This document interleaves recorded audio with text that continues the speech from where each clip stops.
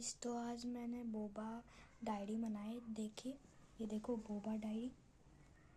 और बहुत ही इजी है। सबसे पहले आप एक पेपर लीजिए, फिर आप बोबा बनाइए, फिर आप एक मोटा पेज लीजिए, फिर उसमें चिपका लीजिए। बन गया। देखो, देखिए।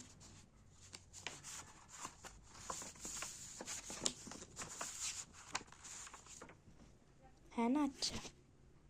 तो गाइस, अगर आपको अच्छा लगा तो आप कमेंट में बताना, और अगर आपने बोबा पिया है तो कमेंट में बताना। मैंने तो बहुत पिया है। और गाइस, आपको अच्छा लगा तो प्लीज़ बता देना। देखो, I like Boba, Boba time. देखो,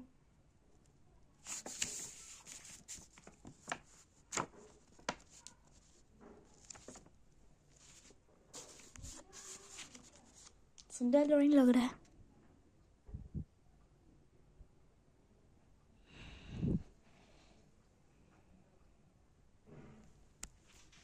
है ना अच्छा।